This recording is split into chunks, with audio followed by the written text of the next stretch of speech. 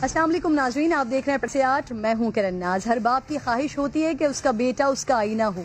लोग बेटे को देखें तो बाप का चेहरा निगाहों में आ जाए, लेकिन कायनात में एक अजीम बाप वो भी है जिसकी आरजू ये थी कि अल्लाह उसे वो बेटा दे जो उनके नाना की शबी हो, जिसे देखें तो दीदार रुख मुस्तफ़ा हो। ये हुसैन व मिन्नी व अना मिनल हुसैन की मंजिल है। ये इश्क का मामला है जहाँ हुसैन रूहानी तौर पर हर लम्हा अपने नाना के साथ, लेकिन विसाले नबी के बाद जिस्मानी दूरी हुसैन को गवारा न थी।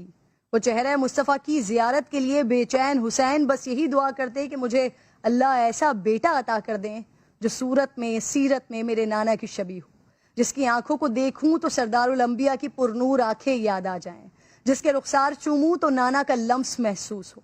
अल्लाह ने उन्हें वो बेटा अता किया जिसकी आवाज़ सुनकर मदीने वाले भी याद नबी में बेचैन होकर अली अकबर की जियारत के लिए चले आते।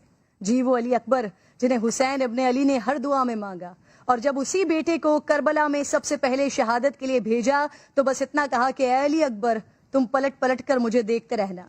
बेटे ने इस ख्वाहिश की वजह जानना चाही तो बस इतना कहा कि काश अली अकबर तुम्हारा कोई तुम सा जवान बेटा होता, और बस फिर हाथ उठाकर रब्बे कायनात को गवाह बनाया। करबला के सहरा में दुआ की, परवरदिगार मैं तुझे इस कौम पर गवाह बना रहा हूँ। इनके मुकाबले में एक ऐसा शख्स जा रहा है जो तमाम इंसानों में ज़ाहिरी सूरत बातनी अखलाकी सफ़ात में तेरे रसूल से सबसे ज़्यादा मुशाबहत रखता है।